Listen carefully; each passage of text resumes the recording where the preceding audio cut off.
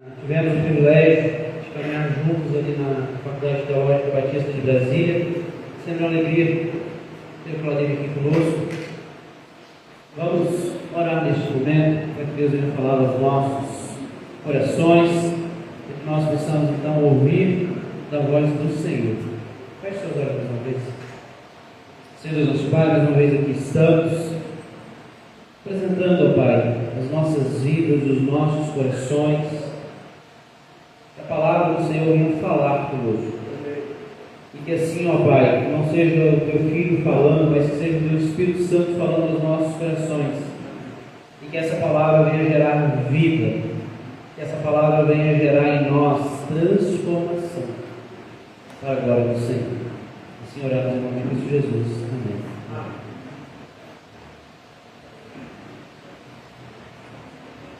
Graças a Deus, amada igreja. Amém. Graças a Deus, amada igreja. Amém. Venham conectados, dá uma glória a Deus bem alto. Glória a Deus. Te ouvindo e te vendo. Vocês estão lindos, sabe disso? Acompanhei vocês na sexta-feira. Ontem eu não pude acompanhar vocês, mas eu fiquei sabendo que foi uma bênção também, não foi? Aí eu fiquei pensando, sobrou alguma coisa para mim no domingo, né? Sexta, sábado, domingo, né? Mas eu creio que Deus irá falar ao seu coração. Você crê nisso? Amém. Então não saia do seu lugar. De vez em quando, se o pastor aumentar um pouquinho o tom de voz, é porque eu vou pegar alguém dormindo. Então você vai saber, eu vou te acordar. Eu trouxe aqui dois amigos. Dizem que cunhado também faz parte da família, né? Espalhado esse quadro, cunhado também é família, né? Francisco, meu cunhado, meu diácono também, na primeira igreja batista do Pérola, lá de Águas Lindas de Goiás. Também nós temos aqui, ó, o presbítero Otoniel, presbítero aqui da Assembleia de Deus, aqui mesmo de Valparaíso. Olha só que bênção, nosso amigo pessoal também. Nós chegamos cedo, temos no primeiro voo de Águas Lindas, do Valparaíso, né? Nosso piloto é bom, chegamos bem, né, Otoniel? Graças a Deus, né? Já vão intercedendo que eu tenho que voltar para Águas Lindas. Nosso piloto está ali, né? Louvado seja Deus por isso. Sem mais delongas, eu queria que você abrisse sua Bíblia em Atos capítulo 2, versículo 40.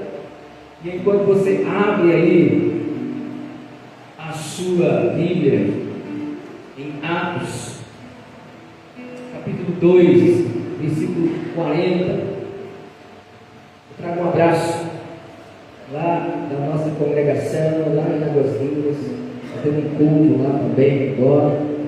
O irmão Kelvin, nessa altura, já deve estar pregando o Evangelho do nosso Senhor Jesus. Meu estilo de pregação é muito simples. A gente vai ler o texto, a gente vai trabalhar um breve período no seu contexto, a gente vai pegar as lições desse texto, e a gente vai pegar as lições desse texto e aplicar em nossas vidas. Logo em seguida a gente vai para casa. Pode ser assim? Meia-noite você chega em casa, avisa para sua mamãe. Bom, está ali no telão? Olha só, se eu estiver lendo aqui uma versão diferente do que está ali, eu estou lendo na NAA, tudo bem? Então vamos lá? Todo mundo junto? Atos 2, versículo 40. Só 40.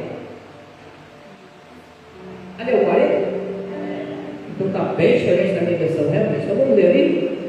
E os aconselhava e os exortava com muitas outras palavras, dizendo: salvai do essa geração perversa.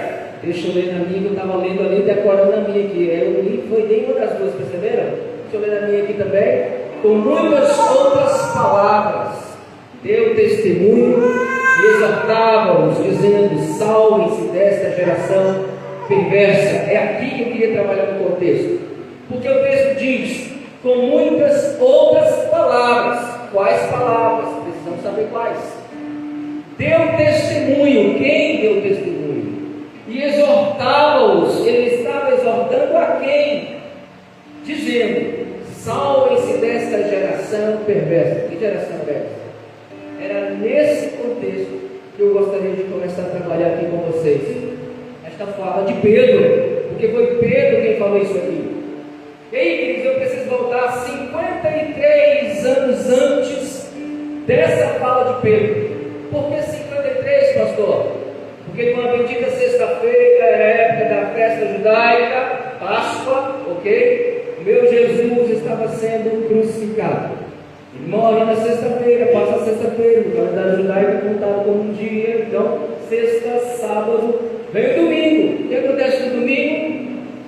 Jesus ressuscitou, e ele passa 40 dias ensinando os seus discípulos a como se comportar, a como ser igreja, a como ser crente. Ele passa 40 dias ensinando os discípulos dele. E depois ele vai para os céus. E depois desce o Consolador.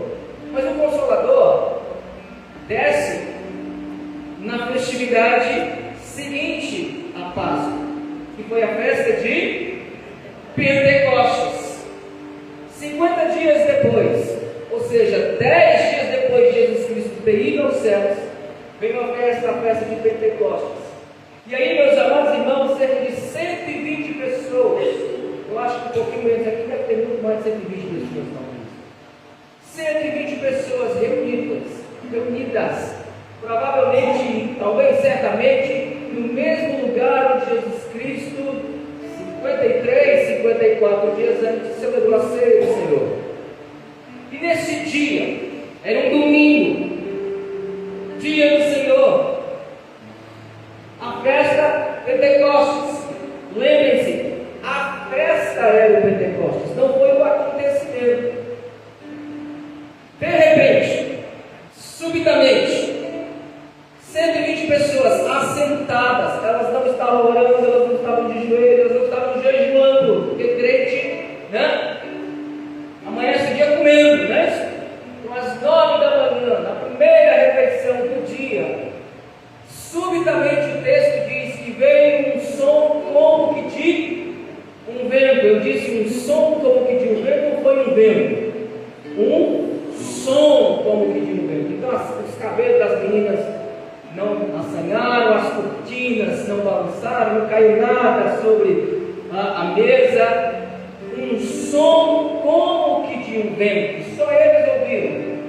E de repente, e subitamente também, se viu entre eles línguas repartidas como que de fogo. Eu disse como que de fogo. Eles não começaram a cuspir fogo, mas eram línguas repartidas como que de fogo. Eu disse que era uma festa e estava abarrotada Jerusalém naquela manhã de domingo. Lá fora uma multidão, gente morando ali, mas que havia sido de outra nacionalidade e ainda tinha o domínio da sua língua materna. Se você der uma olhada aí, logo no início do capítulo 2, ele vai dizer também mais ou menos umas 14 nacionalidades que estavam sendo representadas lá fora. E aqui dentro do Senado, 120 pessoas falando em outras línguas. Línguas essas que eles nunca haviam aprendido, por sinal. Nunca tinham ido a um whisky, a um wizard, a um silk, aqui seria o quê? Um silk? Nunca aprenderam. Eis o milagre. Já parou para pensar? Você está lá tomando seu café, ou então na EPD, de repente você começa a falar um idioma que você nunca aprendeu. Isso é milagre, sim ou não? Não sei nem falar português, quanto mais um outro idioma. Isso foi um milagre, queridos. Agora imagina você, 120 pessoas e boa parte delas falando em muitos idiomas, e o pessoal lá de fora só de ouvir o barulho dos crentes, porque crente faz barulho, né? Crente faz muito barulho, e agora falando noutra língua, o pessoal já olhou assim: opa, o que está acontecendo ali, meu Deus do céu? E essa passagem toda aí, tudo que eu escrevi está aí nos versículos 1 e 13. E olha só que coisa interessante. Ao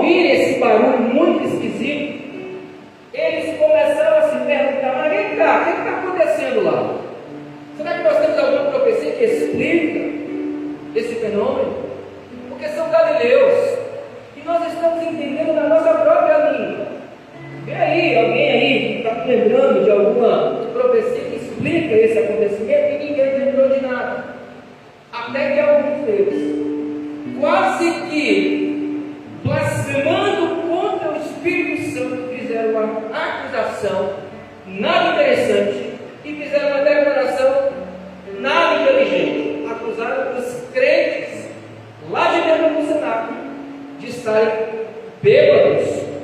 Eu vou ler com você o versículo 12 e 13 na minha versão, que diz assim, todos os que estavam lá fora, todos atônitos e perplexos, perguntaram uns aos outros: o que será que isso quer dizer? Outros, porém, zombando, repita comigo, zombando, diziam: estão bêbados. Discernimento espiritual que zero, né? Nenhum. O que será que está acontecendo lá dentro? Todo mundo bêbado. Olha só, queridos, e aí vem para desmistificar aquilo que muitos crentes pensam, que uma pessoa cheia do Espírito Santo perde o domínio de si. Eu estava tão cheio do Espírito Santo que eu voei, eu pulei, eu não tive controle do que eu estava vendo, fazendo e ouvindo. Não tem esse tipo de mito aí fora? Estava tão cheio do Espírito Santo que nem saber o que eu estava fazendo eu sabia. Mas não existe isso não, queridos. Porque quanto mais cheio do Espírito Santo você for, mais equilibrado você será.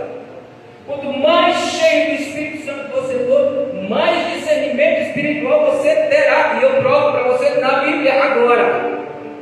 Quando Pedro, que estava do lado de cá, sentado ainda, ouviu essa falsa acusação que os crentes estavam bêbados às 9 horas da manhã, Pedro se levanta, vai lá para a porta e começa a pregar para eles. Olha o discernimento. Ei, gente, não tem ninguém bêbado aqui não. A essa hora da manhã, fosse uma em Águas Lindas, talvez, mas não, ninguém está bêbado aqui não. E Pedro começa a pregar. E a pregação de Pedro vai do versículo 14 até o versículo 40, tema desta conferência, desse congresso. E olha só que coisa interessante, a narrativa de Pedro é sensacional. Pedro, cheio do Espírito Santo, acabou de ser batizado com o Espírito Santo. Ele ouve a acusação dos ímpios, cheio do Espírito Santo, vai lá para a porta e começa a explicar. Ô meus irmãos, é o seguinte, o que está acontecendo aqui, na verdade, é o cumprimento de uma profecia do profeta Joel, 500 anos antes. Olha o discernimento espiritual que Pedro teve. Porque Pedro, foi interessante ele explicar isso, porque até os de dentro que estavam falando em línguas, sem talvez até entender o que estava acontecendo ali, eles tiveram essa capacidade de compreensão também. Agora entendi o que acabou de acontecer. A profecia de Joel, queridos. Joel, capítulo 2, versículo 28 até o 32. E Pedro cita essa profecia aí, entre os versículos 17 e 21, que eu não tenho condições nem tempo para ler. Pedro, cheio do Espírito Santo, interpreta o que está acontecendo aqui. É a profecia de Joel, o cumprimento da profecia de Joel, que lá dizia ou disse que nos últimos dias Deus derramaria o seu Espírito sobre toda a carne. Lembra dessa profecia? Está se cumprindo aqui. Mais de 500 anos depois, 50 dias depois de Jesus ter ressuscitado, 10 dias depois de Jesus ter assunto aos céus, e naquela bendita manhã, num domingo, festa de Pentecostes, o Espírito Santo pousa sobre os 120, nascendo assim naquilo que você conhece como igreja do Deus vivo. A igreja nasce com o Espírito Santo. A igreja nasce falando novos idiomas, e diz o texto que eram grandezas de Deus. Eu não sei o que eles estavam falando, mas de repente, bendito seja o Deus poderoso, nosso eterno Pai, que enviou Jesus Cristo para morrer por nós. Eu não sei, só que em outros idiomas. E o Espírito Santo recai sobre a igreja, dando as grandezas de Deus a outras nações. Você crê nisso? Amém. Até aqui, tranquilo? Podemos virar a página? Podemos passar por outra etapa? Esse é o contexto dessa fala de Pedro. Só que o que mais me chama a atenção é a oportunidade que Pedro teve de pregar o Evangelho. Porque veio uma acusação lá de fora. Então, bêbados, não é nada, deixem os loucos para lá. Pedro aproveita essa situação para pregar o Evangelho. Pedro começa a pregar mais ou menos assim, no versículo 36. Depois que ele anuncia o cumprimento da profecia, ele traz também uma fala de Davi, e depois ele vai para o apelo. E Pedro faz um apelo sem apelar, dizendo o seguinte, versículo 36, acompanhe a sua Bíblia, eu vou ler na minha versão. Portanto, toda a casa de Israel esteja absolutamente certa de que a esse Jesus que vocês crucificaram, Deus o fez Senhor e Cristo. Olha só, Pedro vai lá para a porta, fala assim: ei, vocês estão acusando Jesus de alguma coisa? Vocês estão mexendo com a igreja de Deus? Saibam de uma coisa, ou casa de Israel, ou nação de Israel, ou judeus que estão aí fora nos acusando de bêbados, saibam de uma coisa, sabe aquele Jesus que vocês trocaram por Barrabás? Aquele Jesus era o Messias, mas vocês não ouviram suas palavras, vocês não creram nos seus milagres, vocês simplesmente quiseram colocá-lo numa cruz. Foi vocês. Olha a mensagem, isso é forte, não é? Quando essa turma, já eu falo quantos tinha, começou a ouvir Pedro e sentir o peso da culpa e do pecado que eles haviam cometido contra Jesus, eles ficaram: meu Deus, e agora? Eu não sabia, aquele Jesus era o Messias. Olha a pergunta que eles fizeram, versículo 37. Quando ouviram isso, ficaram muito comovidos e perguntaram a Pedro e aos demais apóstolos: que faremos, irmãos? Para quem estava acusando a igreja de bêbados, para quem estava acusando aquela igreja, estava acabando de nascer ali, de qualquer coisa, agora surge uma curiosidade. Então o que nós vamos fazer? O que faremos nós então, já que somos culpados de sangue inocente? Aí Pedro responde da seguinte forma. O versículo 38, 39 e o 40 dizem assim, acompanhe a sua Bíblia, mas também pode acompanhar ali se quiser. Pedro respondeu, texto que nosso querido pastor Ronan leu: arrependam-se e cada um de vocês seja batizado em nome de Jesus Cristo para a remissão dos seus pecados, e vocês receberão o dom do Espírito Santo. Olha Pedro introduzindo a multidão de ímpios a promessa que ele acabara de revelar, que era a promessa de Joel. Sabe o que vocês têm que fazer? Arrependam dos seus pecados, seja batizado em nome do Senhor Jesus Cristo para a remissão dos seus pecados, e então vocês receberão o dom do Espírito. Sabe o Espírito que vocês aqui estão alegando e na verdade estão nos acusando de bêbados? Esse mesmo Espírito pode fazer parte das suas vidas. E Pedro continua: porque a promessa, que promessa? De Joel. Porque a promessa é para vocês e para os seus filhos, ou seja, para a geração posterior, e para todos os que ainda estão longe, isto é, para todos aqueles que o Senhor nosso Deus chamar. Aí Pedro nem prestou atenção no que ele acabara de dizer, porque Pedro depois teve resistência de pregar aos gentios, lembra disso? Jesus precisou trazer uma visão para Pedro: não te torne impuro aquilo que eu já purifiquei. Quem vai se tornar o apóstolo dos gentios é o apóstolo Paulo. E Pedro, sendo usado pelo Espírito Santo, olha o que o Espírito Santo ministrou no coraçãozinho de Pedro: e para todos aqueles que o Senhor nosso Deus chamar, não apenas judeus, mas uma turma também de Águas Lindas, e também uma turma de Valparaíso. Olha só, para todos aqueles que o nosso Deus chamar. Agora eu vou entender o versículo 40, meu Deus do céu. Com muitas outras palavras, além destas que ele já falou, deu testemunho e exortava-os, dizendo: salvem-se desta geração perversa. Aí, meus amados irmãos, veio uma acusação, veio uma resposta, e agora qual era a resposta que a multidão deveria dar a Pedro? Versículo 41. No versículo 41, a multidão responde a este chamado, a esta palavra de Pedro, porque a palavra foi muito forte. E então eles disseram o seguinte: então os que aceitaram a palavra de Pedro foram batizados, havendo um acréscimo naquele dia de quase 3.000 almas.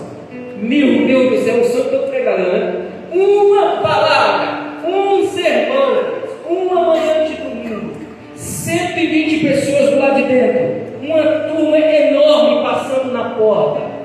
Pedro pregou para mais de 3.000. Acontece que cerca de 3.000 se renderam ao Senhor Jesus Cristo naquela manhã. Portanto, aquela multidão que estava acusando a igreja de bêbados, agora estão se rendendo ao Senhor. E do lado de fora, eles estavam passando, entre aspas, para o lado de dentro, para o lado da igreja de Deus Todo-Poderoso. 9 da manhã a igreja tinha 120 pessoas. Antes do meio-dia, a igreja tem quase 3.120 almas. A igreja nasce assim, queridos. Que bênção, não é?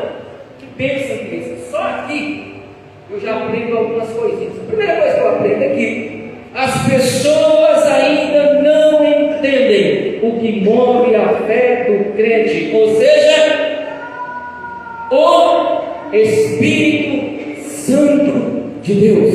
Olha a acusação: estão bêbados, estão fazendo qualquer coisa, um monte de barulho. Mas não, queridos, esse barulho que está acontecendo aqui é um barulho santo, é o Espírito Santo agindo no meio do povo do Senhor. Enquanto essa turma de ímpios permanecerem do lado de fora, eles irão nos acusar de forma leviana.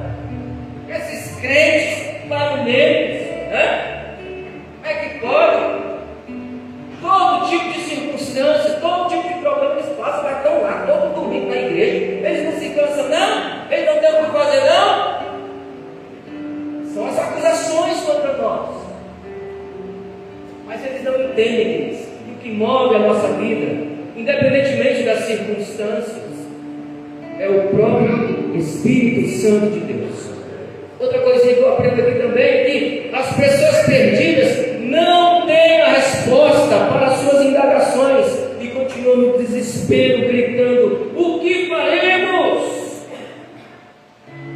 Cheio de gente lá fora, com seus corações vazios e tentando de alguma forma preencher esse vazio com o álcool, com a droga, com a prostituição, seja lá o que for. Mas isso não preenche corações vazios. A única coisa que pode preencher o ser humano é o próprio Espírito Santo. Irmãos, uma outra coisa que eu aprendi, é a terceira lição aqui, das 25 que eu tenho nessa doutrina.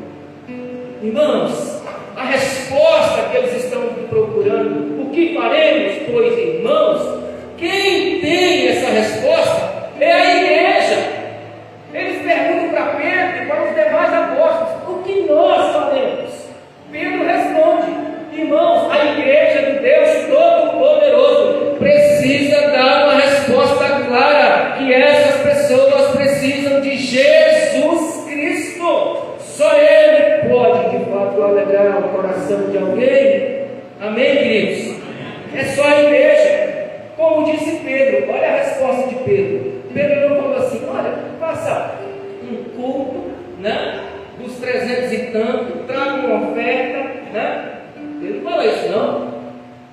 Pedro vai assim, vai lá no templo, faz o sacrifício. Não, Pedro simplesmente diz o que a igreja tem que dizer ainda nos dias de hoje: arrependam-se e cada um de vocês seja batizado em nome de Jesus Cristo para a remissão dos seus pecados, e vocês receberão o dom do Espírito. O problema de vocês é que vocês não têm o Espírito, me referindo aqui, é claro, à multidão que está lá fora. Irmãos, e uma quarta lição aqui, para a gente caminhar. Toda essa história que eu te contei, todos esses textos que foram lidos aqui, tudo isso remete à urgência da pregação do Evangelho, à urgência de arrependimento e à urgência de santificação do povo de Deus. A igreja precisa continuar buscando o Espírito Santo. A igreja precisa continuar se enchendo do Espírito Santo para que nós possamos ter a ousadia de fazer como Pedro, pregar arrependimento a estas pessoas. E meus amados, queridos irmãos, esta promessa aqui, que Pedro interpreta, que é a promessa de Joel, mais de 500 anos antes, que se cumpriu nos dias de Pedro. Um dia, nós também fomos alcançados pelo próprio Espírito Santo do Senhor. E aqui você está, todo lindo, maravilhoso, linda, cheia do Espírito Santo, porque um dia você creu nessa promessa, que não era só para os judeus, mas era também para a geração posterior, e para todos aqueles que estavam longe, e nós estávamos longe do Senhor, mas Ele nos aproximou do seu próprio sangue, e nós cremos nessa promessa. Olha aí você, cheio do Espírito Santo, cheio de Deus. E agora eu queria falar em especial, olhando aqui para alguns jovens. É um congresso de juventude, né? Então, aguenta aí, meus queridos jovens. Vocês gostam de apanhar, não é possível. Chamar 3 vezes o pastor Valdemir, já é a segunda vez que eu venho conectado. Eu tive um amigo de Deus aqui, e num retiro, né? Gente, faça isso não. Haverá algumas falas aqui que não vai soar muito bem nos seus ouvidos, e talvez você se feche para o pregador, mas encare de uma seguinte forma: Deus, eu orei por esse congresso, o Senhor falou comigo na sexta, o Senhor falou comigo no sábado, fala comigo também no domingo. De repente, tudo que for falado daqui para frente possa alcançar uma pessoa, possa ser para 2 pessoas. Eu já sei que já tem muita coisa aqui que tem a ver comigo. Então, queridos, só aguenta. Amém? Fica na mão do irmão, não deixa ele embora não. Fecha aquelas portas ali, meu pastor, e me arrume 3 seguranças para após o culto. Tá bom? Meus amados irmãos de juventude, essa promessa do Espírito Santo é para você. Você sabe disso? Não, a promessa não é para mim, não. A promessa é para os antigos. Eu sou jovem. Essa promessa é para você também, porque ele inclui a geração posterior. Ele inclui aqueles que estavam longe. Para todo aquele a quem Deus nos chamar, ou a quem Deus chamar. E eu tenho certeza absoluta que você foi chamado por Deus. Sim ou não? Foi sim. Não, pastor, não foi chamado, não. Foi. Você não bota crédito nisso. Mas você foi chamado sim. E juventude, vocês têm uma promessa de Deus, como disse o versículo 39, porque a promessa é para vocês. Essa promessa, queridos, é a promessa de viver o próprio dom do Espírito Santo. E não importa o quão longe você está do Senhor. E não importa quantos pecados você tem. Não importa por onde você tenha andado. Não importa o quão perdido você possa estar. O Senhor te chama. O Senhor te chama hoje. Não é amanhã, segunda-feira, 25 de agosto, é hoje. E você já está demorando demais. Já é o 3º dia do congresso. O Senhor te chama nesses dias. O Senhor te chama para viver os dons do Espírito e te conformar à própria imagem do Deus Todo-Poderoso, a saber, de Jesus Cristo. Você sabe qual é a vontade de Deus para a sua vida, te transformar a cada dia parecido cada vez mais com Jesus. Está bom para você? Irmãos, o Senhor te chama para você viver a verdadeira vida no Senhor. E de repente, querido, você possa se perguntar: o que eu farei então, meu pastor? Eu faço das palavras de Pedro as minhas nessa noite. Pedro respondeu: arrependam-se e cada um de vocês seja batizado em nome do Senhor Jesus Cristo para a remissão dos seus pecados, e vocês receberão o dom do Espírito Santo. Não estou dizendo que você vai sair daqui falando novas línguas, não, mas você vai receber o próprio Espírito Santo de Deus fazendo morada na sua própria vida.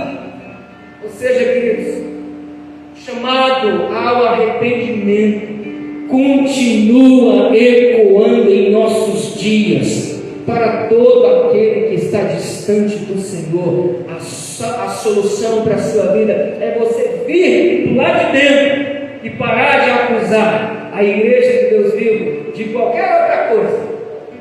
É aqui, meus amados irmãos, que vocês são renovados, restaurados, alimentados pelo seu pastor diariamente. É da igreja de Deus vivo, queridos, que vocês compreendem as Escrituras. Olha, Pedro estava do lado de cá quando ele teve um discernimento de uma profecia do passado. É na igreja de Deus vivo, queridos, que vocês caminham uns com os outros e são fortalecidos no Senhor. E Pedro insistiu, dizendo: Pedro já havia advertido toda aquela multidão, e agora ele fala algo interessante: afastem-se ou salvem-se desta geração, e na minha versão está: salvem-se desta geração perversa. Salvem-se dessa geração perversa, ou seja, se afaste dessa geração pecaminosa. Meus amados irmãos, a geração que Pedro fala aqui é aquela geração que vive abusando do pecado. É aquela geração que vive como se Cristo não existisse. Essa geração que zomba de você, porque você vem à igreja com a Bíblia debaixo do sovaco. Essa geração maluca e perversa que está aí fora, nos acusando de qualquer coisa, mas que não se entrega a Jesus, achando que o fim da sua vida não haverá um juízo debaixo da autoridade do nosso Senhor Jesus Cristo para com eles, vivendo como se Cristo não existisse, como se pecado fosse uma coisinha qualquer. E, meus amados irmãos, a palavra aqui de Pedro é para que eles se afastem desta geração que recusava-se a crer em Jesus Cristo. Mas eu também queria trazer um alerta para as nossas vidas hoje, em especial para os nossos jovens. Jovens, nós também devemos nos afastar de uma geração que comete todo tipo de torpeza. Nós também devemos nos afastar daqueles que se dizem crentes e vivem como se Cristo não existisse. E você facilmente pode identificá-los. São aqueles que se dizem amigos, mas querem te afastar de Deus. Você tem dúvida se alguém que está andando com você é de Deus ou não? Olhe para a vida dele, para a vida dela. Se ele te faz te afastar de Deus, cai fora. Cai fora. Não é de Deus. E nós precisamos, queridos, compreender isso. Nós precisamos nos afastar de tudo que nos afasta de Deus, e isso inclui pessoas também. De amigos que, mesmo se dizendo crentes, nos levam para o mau caminho. Devemos nos afastar de uma geração de desviados dentro da igreja. Irmãos, o nosso único contato com estas pessoas deve ser apenas para evangelizá-los, pregar arrependimento para essas pessoas. Nunca ter um contato tão forte, ou uma amizade tão profunda, de copiar os seus mesmos atos. Jamais.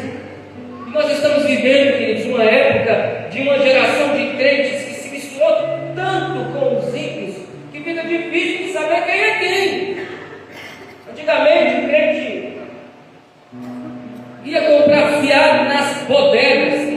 bodega aí. Nas mercearias, ó, tem um monte de mercearias aqui. Eu sou também, tá? O pessoal ia nas bodegas, nos mercantis, nas mercearias. Ei, moço, me dê 2 quilos de farinha de pulpa. Mês que vem eu pago. 2 dias para vencer a conta, ele estava lá, o crente pagando. Hoje,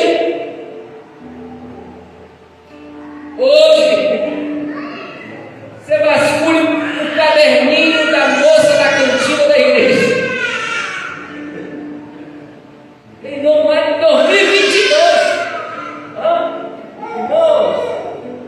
Irmãos, hoje, queridos, você olha para o mundo e você vê os crentes que se misturaram e se associaram tanto com os ímpios que muitas das vezes você vê ímpio com um comportamento melhor do que os crentes. E aí você olha e diz, meu Deus do céu, onde é que vai parar a igreja? Pois é, eu também queria saber. Há quem diga, as pesquisas apontam que o Brasil já ultrapassou os 40 milhões de evangélicos, só de evangélicos, mais de 40 milhões.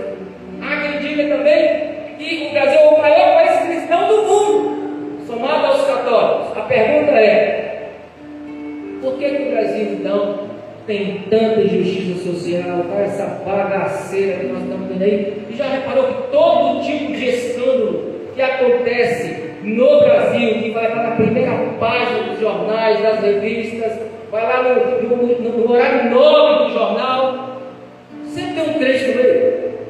Ô vergonha, né? Pastor, fulano de galera, pastor, né? Diácono não, é só pastor. Mas os diáconos são sangue, só pastor. Presbítero, não, presbítero, não. Só pastor, meu Deus, que vergonha. Isso não te causa uma vergonha? No dia seguinte você já vai assim, meu Deus, lá no trabalho vão zombar de mim, porque eu sou crente, porque o pastor de tal, que não tem nenhum vínculo com a gente, ele é um louco mesmo, está causando escândalo, né? Fora os demais escândalos que muitas das vezes acontecem na nossa própria igreja, na nossa própria rua, quando a gente vai saber quem foi, é crente, da igreja, do pastor fulano de tal, não fala nosso não. A raiva, irmãos, a coisa está feia, a coisa está séria. Nós precisamos nos afastar disso aí. Meus amados irmãos, nós estamos vivendo uma geração fraca de Bíblia, uma geração que não suporta um sermão de 30 minutos, uma geração que não suporta a exortação do Senhor, uma geração que busca justificar os seus próprios pecados ao invés de buscar arrependimento genuíno. Mas também, pastor, ela era muito bonita, eu caí porque ela era muito bonita. Mas também, pastor, ele não me deu nem tempo, quando eu vi eu já tinha caído. Começa a justificar os erros, né? Mas eu fiquei sozinho. Não era para eu ter ficado sozinho. Mas o dinheiro estava lá. A gente começa a colocar desculpinhas para o nosso pecado. Irmãos, é um perigo. Nós estamos à beira do abismo desse jeito. O arrependimento tem que ser genuíno. Mas ao invés disso a gente começa, mas também ela não me dava atenção. Ele não me tratava bem. Aí a gente começa a trazer as desculpas, e daqui a pouco, queridos, a gente, ao invés de estar confessando o pecado, a gente está culpando o outro pelo meu pecado. Vemos, queridos, uma geração de crentes mimados que precisam ser paparicados para virem à igreja. Já viu isso? Tem que ir lá fazer uma serenata no dia do aniversário dele. Vamos levar o violão, vamos levar tudo para ver se ele volta para a igreja, tadinho. A gente tem que ficar paparicando. Eu já fui líder de jovens por muitos anos. Aí eu sei, líderes de jovens. A gente fica meio doido, né? O que vai ter? Semana que vem, mês que vem. E a gente fica agendando coisas enquanto para atrair os jovens. Ei, jovens! Estão comigo aqui, jovens? Você não precisa de nenhum tipo de atração para você se render a Jesus Cristo.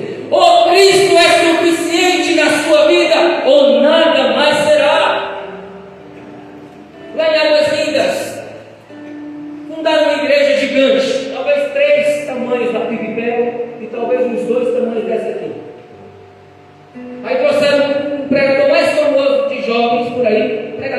50 anos que prega para jovens, sabe? Não tem esse negocinho, nunca cresce, né? Um pregador que só prega para jovens. Esquece. Trouxeram um pregador de jovens, o mais famoso do Brasil, talvez você já sabe quem é. Aí trouxeram uma banda famosa. A igreja lotou, meu pastor. Talvez tinha mais de 3 mil almas ali. Nenhum foram evangelizados, só crentes de outras igrejas. A igreja foi inaugurada assim. A primeira semana cheia de gente, a segunda semana, o primeiro mês, o terceiro mês, a igreja já trocou de nome, porque não tem gente suficiente para isso. Porque traz uma atração julgando que vai segurar jovem nos bancos da igreja. Sabe o que é que segura você, meu nobre? Sabe o que é que segura você dentro da igreja? É o poder do Espírito Santo sobre a sua vida. Não são os 3 pastores que vão passar por esse congresso. Não é a sua camiseta aí, verdinha, linda, muito linda por sinal, né?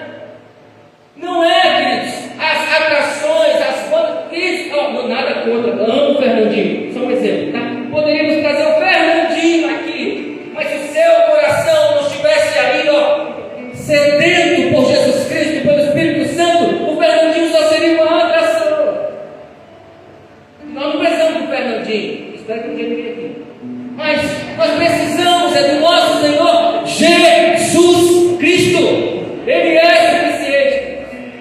Mas nós vivemos uma geração que precisa de atrações do culto para sermos motivados. Nós estamos vivendo uma geração que não tem sido intencional na adoração, uma geração que não serve na igreja local e critica quem serve.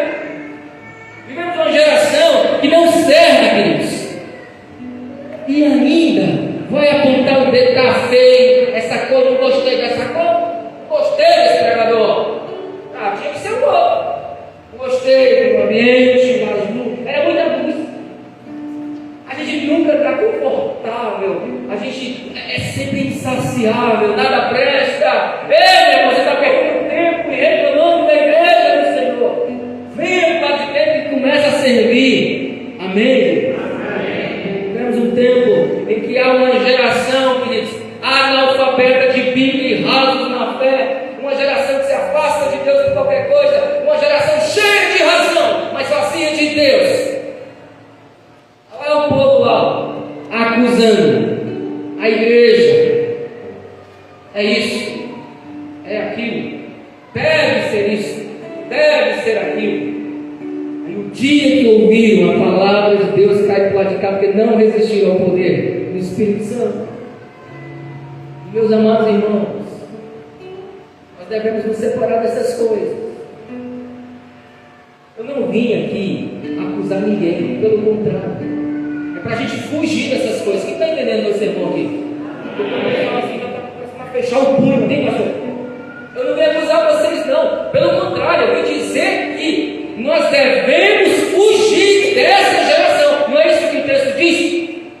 Afastem-se dessa geração perversa. Aí eu estou dizendo para você, a geração que está rolando aí nesse país.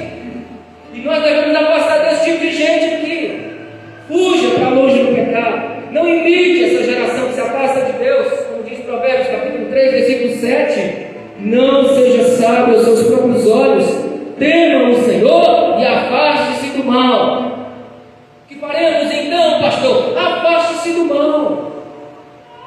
Meus amados irmãos, olha a diferença de quem resolve abandonar o mundo. A resposta que eles deram ao ouvir o sermão de Pedro, versículo 41, e eu leio. Então, os que aceitaram a palavra de Pedro foram batizados, havendo um acréscimo naquele dia de quase 3.000 pessoas. Eles ouviram a verdade. Aquela mensagem não massageou o seu ego. Pedro não estava nem aí para o ego deles. Pedro estava falando com um bando de pessoas religiosas que caminharam muitas distâncias para o sacrifício lá na festa de Pentecostes. E Pedro simplesmente olhou nos olhos dele e disse: arrependam dos seus pecados, convertam os seus corações, sejam batizados em nome do Senhor Jesus Cristo, para que você receba o dom do Espírito. A mensagem do Evangelho liberta pessoas, liberta corações, liberta uma geração perversa. Amém?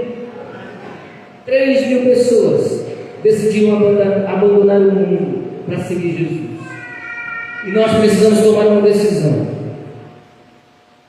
Nós precisamos tomar uma decisão. Qual decisão, pastor?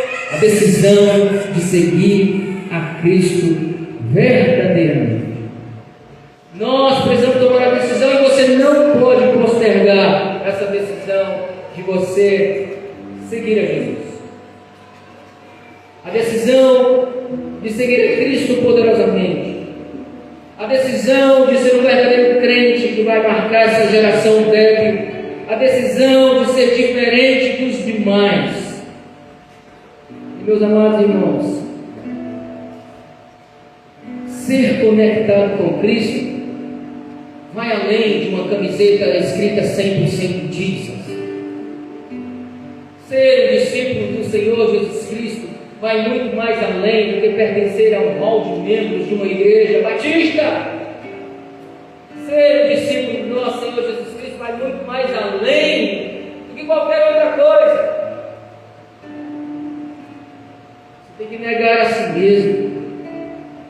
Você tem que negar o seu pecado, aquele pecado muitas vezes de estimação, que às vezes você esconde para debaixo do tapete, achando que ninguém está vendo. Ser um discípulo do Senhor, ou ser realmente conectado com o Senhor, vai muito mais além de ser um crente nominal, que obedece a um conjunto de regras denominacionais. Vai além de ser um crente do IBGE. Sabe, o IBGE bateu uma na sua porta. Você é crente? Sim. De qual igreja? Eu estou um pouco afastado, mas, né?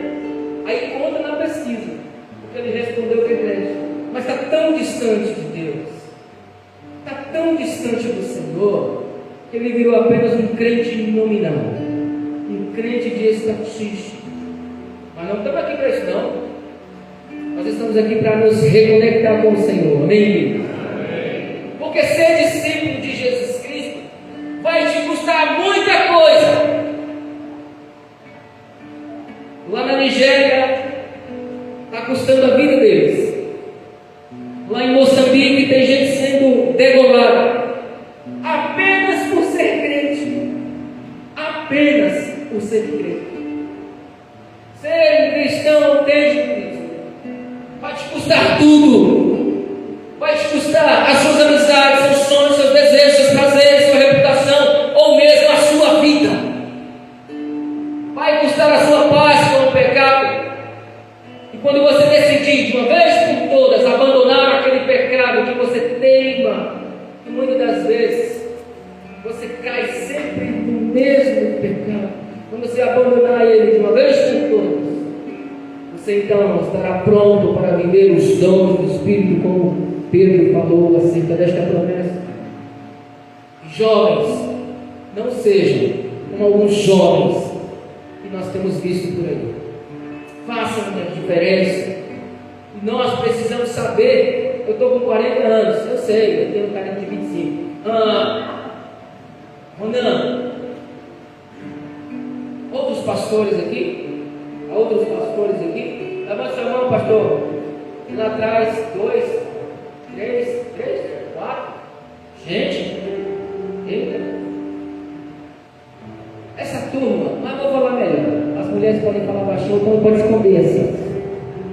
Quem tem acima de 40 anos aí, dá uma glória a Deus. A mulher pode glória a Deus. 40 anos assim. Nós, quarentões para cima, jovens, nós estamos interessados em saber uma coisa. Quem serão os líderes daqui a 10 anos nesta igreja? Quem será ou quem serão os nossos professores das salinhas? Quem será o pastor, de repente, daqui a 10, 20 anos nesta igreja? Nós estamos preocupados com essa geração, que muitas vezes se esconde atrás dos bancos, se esconde atrás das cadeiras, às vezes senta lá no fundão, não estou falando nada a respeito do fundão, mas muitas vezes se esconde do chamado que Deus colocou na suas mãos. E aqui está cheio de gente chamada para servir ao Senhor Jesus. E nós estamos preocupados com o andamento da igreja. Como que será a igreja de Cristo daqui a 10 anos? Será que vai ter alguém de pé? Nós precisamos olhar com os olhos de preocupação para o futuro, porque vocês já são a igreja agora, mas daqui a 10 anos, quem serão os missionários no campo? Quem serão os líderes de jovens? Teremos jovens? Quem estará na salinha das crianças, queridos, ali aprendendo e ensinando a cada dia com as crianças, porque a gente aprende muita coisa com criança, viu? Quem vai ouvir a voz do Senhor quando Ele chamar? A decisão, pastor, então daqui a 10 anos eu tomo essa decisão. Louco! É hoje, amado. Daqui a 10 anos você nem sabe se você vai estar aqui, se você vai estar vivo. A decisão de servir a Jesus Cristo é agora. E hoje, queridos, é um dia de avivamento neste lugar. E nem adianta se esconder. O Senhor visita este lugar. Hoje é noite de avivamento neste lugar. O Senhor está convocando você. Ele não está fazendo convite, não. Se você puder vir aqui, não. É um chamado, é uma vocação para você ser um autêntico cristão na presença do Senhor, cheio do Espírito Santo. E nem adianta ficar conosco lá de fora, nos acusando de bêbados. É melhor cair para lado de cá, para você ser sim, cheio do Espírito Santo. Se for para ficar embriagado, que fique embriagado pelo poder do Espírito. Amém, amados irmãos? Não é um convite, é um chamado. Jovens, eu vou quebrar o protocolo, não posso? Vamos ficar de pé? Toda a igreja. Eu ia pedir só os jovens, mas está todo mundo jovem aqui.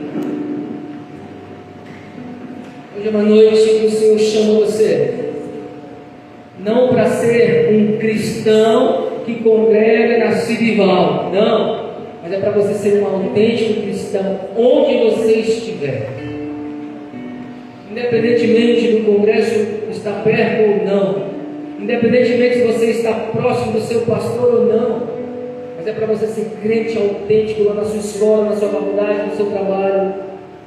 Hoje é uma noite em que o Senhor te convida e te convoca. Aí os mais antigos, ainda bem que é só para os jovens, não. De repente você congrega aqui ou em outro lugar há anos, mas ainda não foi impactado pelo poder do Espírito Santo. Deus está te chamando também nessa noite para você viver algo diferente e extraordinário em sua presença. Talvez você tenha anos que está na igreja, mas ainda não sentiu esse Espírito renovando as suas forças. E de repente você está aqui totalmente desanimado, fraco na fé, bem borocochô, mais para lá que para cá, caindo pelos pedaços, pelo chão. Essa é uma noite de avivamento. Deus quer curar você, curar sua alma, curar seu coração. E pare de nos chamar de bêbado. Creia nas promessas do Evangelho. E aquelas pessoas que se sentirem tocadas a mudarem de vida. Eu não sou de chamar ninguém à frente, não sou mesmo. Está ali meu cunhado, congrega comigo, não sou. E às vezes as pessoas confundem muito isso e vem mais pelo emocional. Mas se você foi realmente tocado e gostaria de entregar a sua vida de uma vez por todas, ainda que você tenha sido já batizado nas águas, já entregou a sua vida a Jesus, mas está longe dos caminhos do Senhor, você já veio na sexta, você já veio no sábado, então o Senhor te achou hoje. Sai desse lugar, vem aqui à frente, nós gostaríamos de orar por você. E se também não tiver ninguém nessa condição, louvado seja Deus por isso. Mas eu vou te dar um minuto. Enquanto isso, nossa equipe de louvor vai estar louvando, exaltando o nome do Senhor. É isso que eu queria orar por você. Se tiver pessoas assim, sai do seu lugar, venha assim, renovado pelo poder do Espírito Santo dessa noite. Vamos orar e cantar os planos de Deus, é isso? Podem começar a cantar e provavelmente eu vou atrapalhar vocês, porque eu não sei cantar. Mas eu vou fazer uma oração. Cantemos. Amém?